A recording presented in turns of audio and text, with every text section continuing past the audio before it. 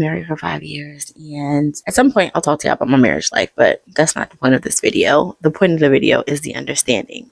Very early on in my relationship building time with God, I read Genesis 3:16 and I was stopped in my tracks, literally. And I stayed on Genesis 3:16, I like to say, for probably about 2 years, honestly, where I was reading it every day and I was getting new understanding and I was having new questions and the Holy Spirit was enlightening me. And I took a break recently from Genesis 3:16 where I was just kind of like, I can't anymore. I don't know where this is going to be, what this is. I'm going to take a break. But essentially, Genesis 3:16 is the verse in which Eve receives her punishment for listening to the treacherous snake. And God tells her that, from now on, our devotion will be to our husbands. And if you are anything like I wanted the time, the attention, the affection, the love, that's what I thought love was, from my husband. Like, I wanted him to worship me almost. I wanted him to cherish me like no other,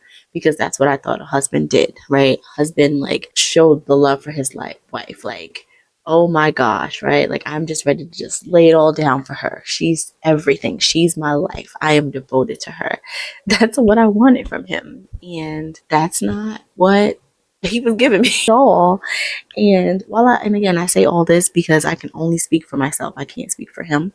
But I will tell y'all that even as I am discussing the things that I didn't know and the things I'm learning, there are things on his side as well. I'm not trying to paint him in a perfect light or in a perfect picture, but I can only be responsible for my own action. So that's why I'm speaking so heavily on myself. But yeah, I wanted a husband that would be devoted to me. And when I read Genesis 3:16, that's why it stopped me in my tracks, because it was like my life, my internal thoughts on paper. And to read it and also understand that it was meant to be a punishment, right? So I got the confirmation of, oh, okay, yeah, that is what I'm feeling, right? I want that devotion.